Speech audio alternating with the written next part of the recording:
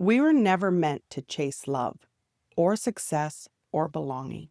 And yet most of us spend our whole lives doing exactly that, running towards something just out of reach, believing when we get there, when we finally have it, we will feel it. That feeling of being enough, of being chosen, of finally arriving. But the getting never quite does it, because the chase was never really about the thing. It was always about what we believed the thing would provide. Today, I want to talk about why we chase, what we are really looking for beneath all of it, and what it means to finally stop.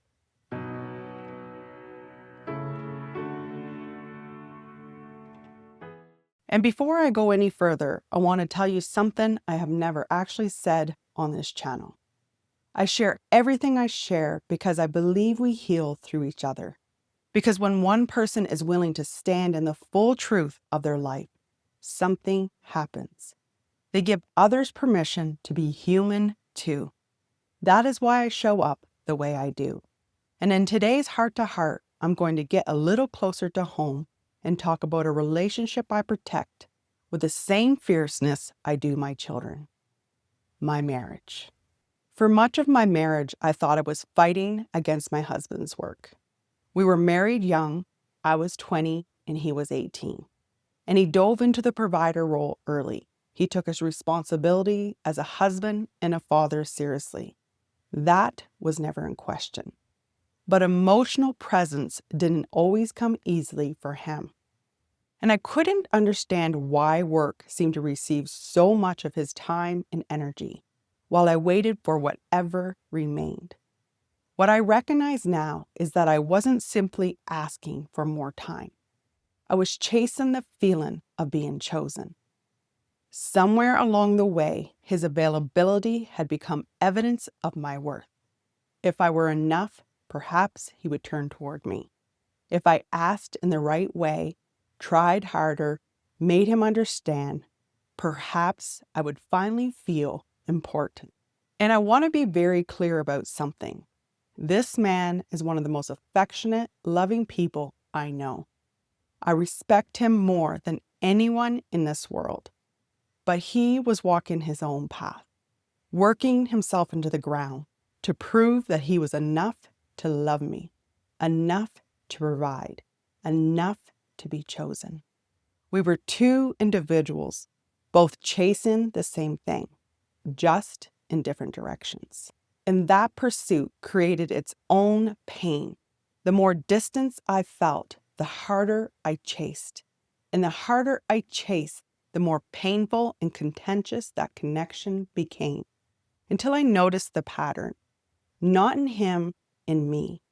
I realized I had been looking at my husband to fill something that was never his to fill. That my enoughness was not defined by his capacity to be present. That until he healed his own wounds and learned to love himself, he would never be able to show up the way I needed. And more than that, it was never his job to fill me emotionally. That realization changed everything. I stopped putting my energy into the chase. I started recommitting to myself, to the truth that love and belonging were not things I needed to earn or pursue. They were my birthright. And something shifted, not just in me, but between us. Because when you stop chasing someone, you stop making them responsible for your worth. And that is when real connection becomes possible. Today, I am deeply grateful for the relationship we have built together. We aren't afraid of the deep conversations.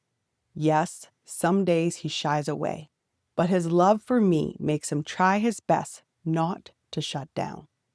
Everything hasn't become perfect because I saw the pattern and changed my focus. But our commitment to a relationship that has lasted almost 3 decades is still very important to the two of us. And I share this not because my marriage is a story, but because the chase inside it is. Because I am not the only one who has looked for their worth in someone else's capacity to show up. Whether it's love or a promotion, a friendship that feels reciprocal, the house, the car, the life that looks like you finally made it. It doesn't matter what form it takes. Underneath every chase is the same quiet, aching question. Why won't they choose me? Why can't they see what I bring and give me the promotion? Why am I the one always showing up and still feeling invisible? Why do I have to keep jumping up and down and say, hey, look over here, here I am, and still feel like I am not enough to be seen?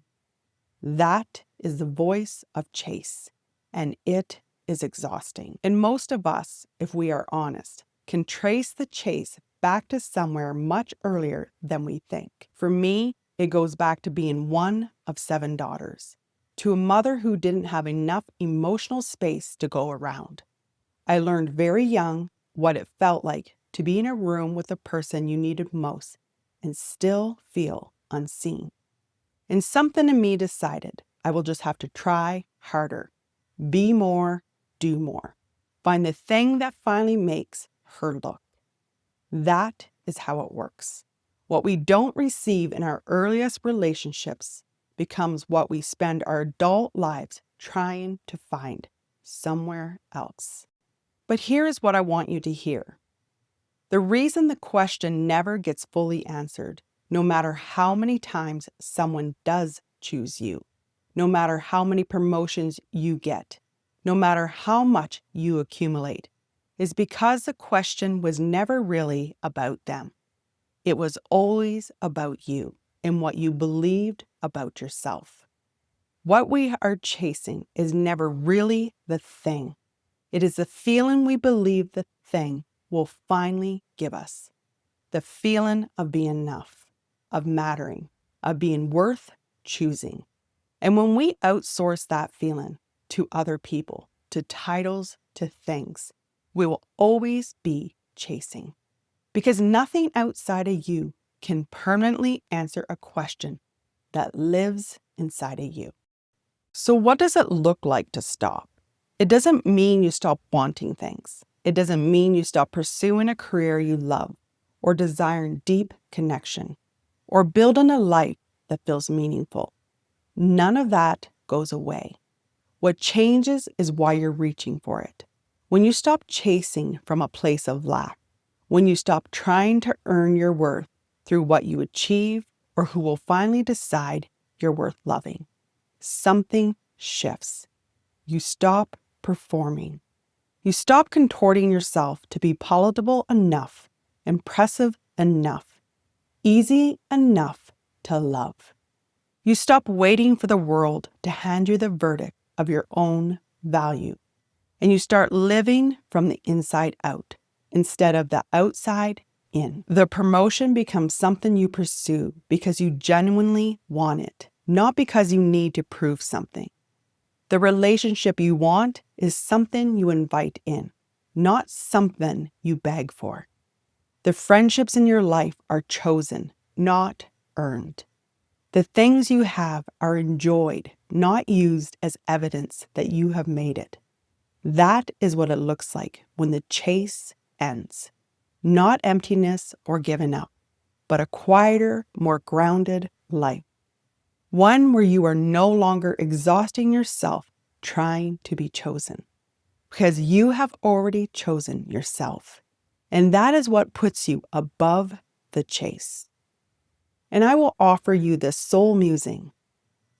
Given a person's capacity or result we pursue, the power to define our worth disconnects us from the truth of our birthright.